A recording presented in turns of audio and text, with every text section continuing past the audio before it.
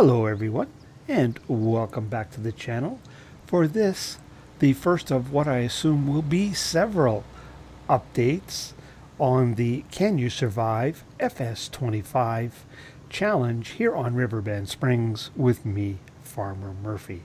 I will warn you right up front, there's not going to be any farming in this episode. It should be reasonably short.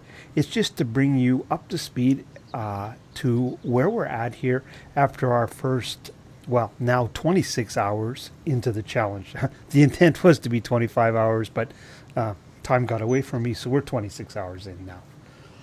So the first thing we're going to look at is how our equipment expanded. So all of this equipment you see here in front of us is the equipment we now own. We have added a tractor, this little loader tractor here, 50 I should say, sorry. And it is the modified version for 150 horsepower that you can see we use as a loader tractor. We do a little field work with it as well, but its main function is as a loader tractor. The white, the pickup, and the John Deere, I believe, were all here before. And that's the 7810, just in case. We might not have had that, I can't remember. But we definitely added some equipment here. Now, the windrower we did no contracts with, but that was for our own use. The mower we did a few contracts with, wasn't too bad, but they weren't terribly expensive.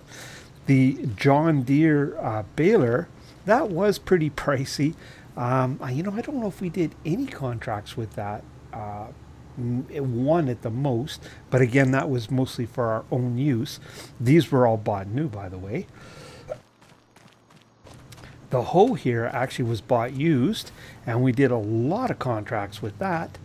And the last one here, this square baler, that was a real dog of a purchase. That was the most expensive piece we bought. And we did one, or maybe two contracts with that at the most. So yeah, that did not work out so well. I thought grass work would be the way to go.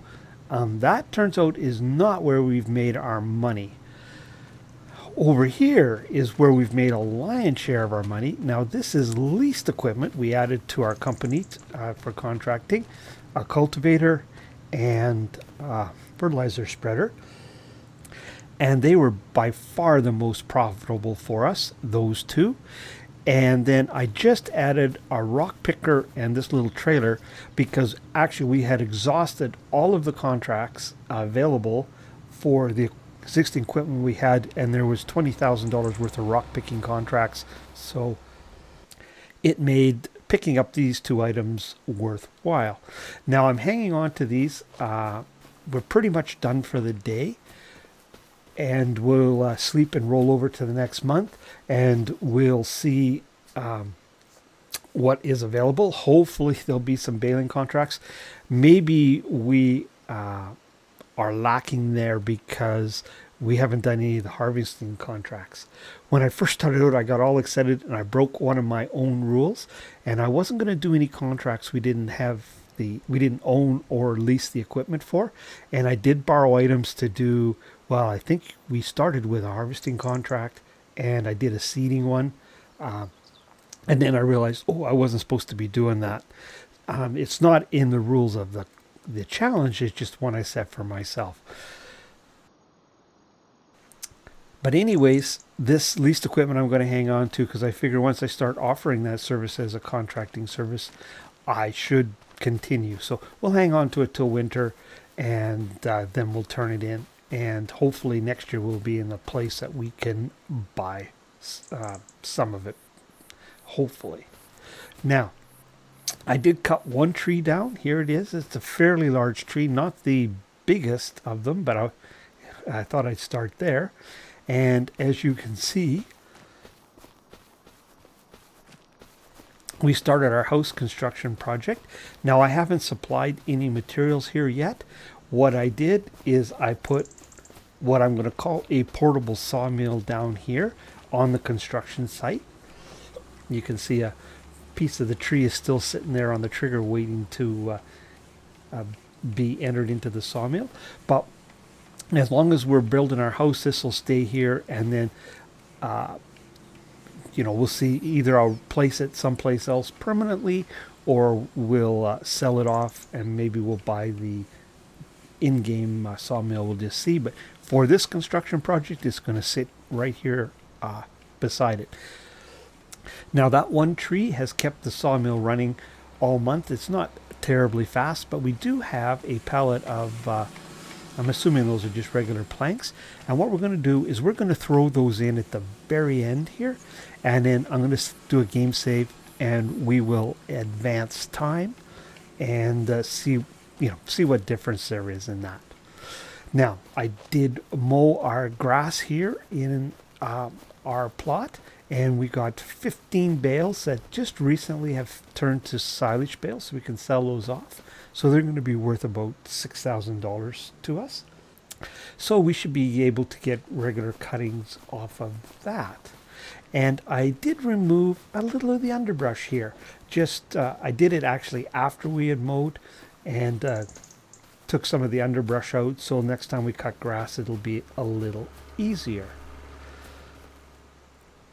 So I think that brings you up to speed with that.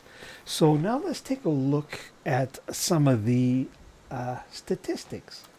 So we have done, so you can see our 26 hours we've played, completed 71 missions.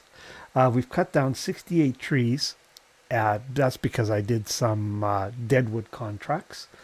We've only produced 51 bales. 15 of those are our own. So you see we haven't done a whole lot of baling contracts. We've used 2,000 liters of fertilizer, so we used a fair bit of that. That's the seed we used. That was a oopsie. Like I said, didn't mean to do that, but in the overall scheme of things, not going to matter much. And we've used 1,800 liters of diesel. So if you go and look at our finances, then you will probably not be surprised to see that in August we did $134,000 worth of contracts, and in September we've done $128,000. And we take all our expenses out of that, we are $74,000 to the good, or we have $95,000 in our bank account. But you will also notice that our loan is up from 250 to 420. So it wasn't only contract income, but we took out some additional loan to get some of that equipment. So that is where our bank account sits at $95,000. So plans going forward, like I said, we're going to continue with this. We're starting as a contracting business. We're going to be rolling into October, so we'll see what that holds. But we're going to continue only to do contracts we have equipment for. I'm really not thinking we're going to lease any more equipment. There's been some plowing contracts, but they're not all that lucrative. There's some deadwood contracts, and then there's spraying contracts, which again, there haven't been that many, and they're not terribly well paying. So I don't know if we'll jump in and lease a sprayer or not at this point. Probably not. But I was trying to make enough money, because one of the things I'm hoping to do before winter, and I don't know how I missed this property when I was looking around, but I did. But we are going to purchase this property here straight across the road. It has a couple buildings on it that we can use to store some of our equipment in over winter. So we'll keep these old buildings for now. There's a small one here. I don't think this one hasn't got a big enough door on it that we can do anything with. But there is, I think there was another one down over the hill, if I remember correctly. Yeah, that old barn down there, it comes with it. So we can store some equipment in there, and it has a house. So we will no longer need to pay rent. I guess I'll have to pay one more month's rent, unless I can. Yeah, I guess I'm going to have to, because I'm not going to make enough money to buy this is nearly $112,000, and we're in. We need another 10. If I did every deadwood contract into the night, I don't think we'd make enough. So we'll pay $1,000 rent one more time, but then we'll use this house after that. And once our permanent house is built down the hill, we can use that for our workers. But between this yard and then the yard across the road, it's going to start as our contracting yard, but it's going to end up being our arable farm. Will be made up of these two pieces of property. So there's not likely to be any animals on here, maybe a small chicken pen or something, but the intention is this is going to be our contracting / arable farm. And these buildings will all be knocked down, except for the house, of course, which I can't knock down. If I could, I would.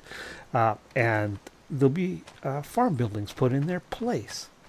So that is the plan. So I'm hoping that we'll make enough money next month to get that purchased, and the next update, that's where we'll be residing.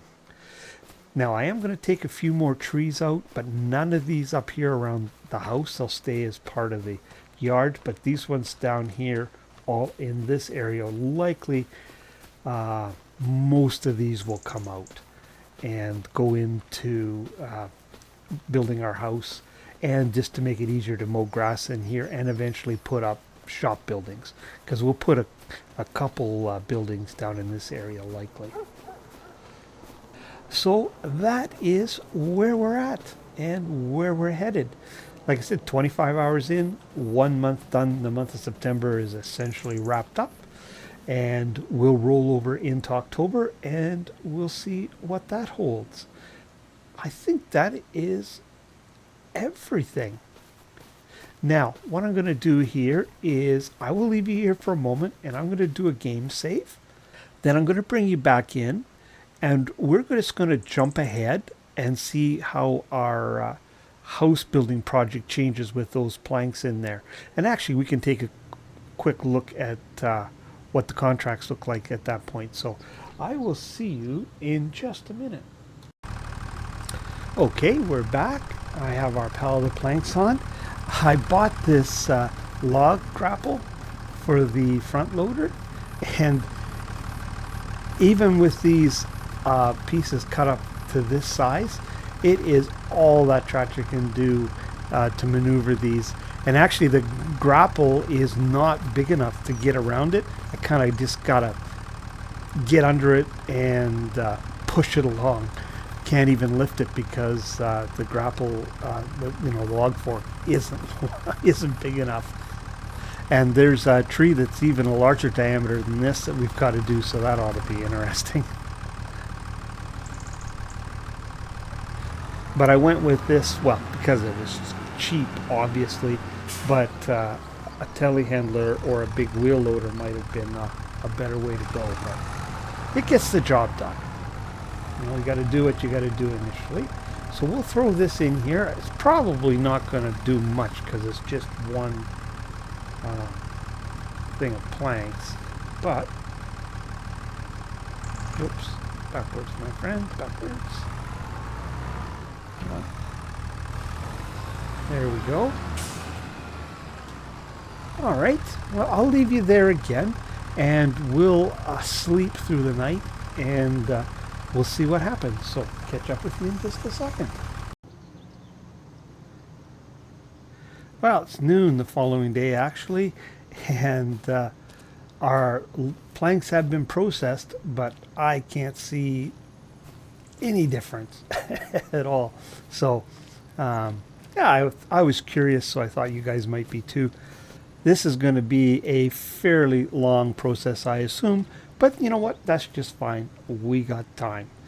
But let's take a look at the contracts, and we can see we do have some baling contracts. Oh, look at that. $8,000 a square baling. Now, hopefully these come, because like I said, I'm not saving the game here. Maybe I shouldn't have jumped quite till noon. I'm going to go back to where we were. but that square baler can redeem itself a little bit, 8,000 bucks there, because we haven't made enough off of it if we turned it back in to even break even on that purchase. We do have cultivating again, bunch of dead wood, harvesting ones I'm not touching right now, and then spraying and wood transport. So there's a few, but not a lot. But the fact that some baling ones popped up gives me hope anyway. But there's no rock picking. Oh, there's a mowing one. I missed that. So that's good. We can do that. So there will be some contracts we can do, but they don't quite look as plentiful as they did last month. But hey, as long as we can make enough money to buy the place across the road for the winter, I will be happy, because we'll just have to cover the loan payments, and we've got enough loan left if we have to use that, if it comes to that. But what I'm hoping is that the deadwood contracts will carry through the winter, and I can just do a couple of those each month to maintain our loan payments. But for now, for this update, I will leave you there. Probably another 25 hours I'll bring you in or so, which, depending on how many contracts we have, will be another month or so. Something like that. Maybe we'll stretch it a little bit more if there's just nothing new to report, but there's a fair bit that happened here in the first 25 hours, so thought it was worthwhile bringing you in. So I'll leave you there. If you're still with me, I really appreciate watching. If you haven't already, I encourage you to hit that like and subscribe button. And if you want to see when other content like this lands, hit that old notification bell. But for this update on the Can You Survive 25 challenge here on Riverbend, it's Farmer Murphy signing off.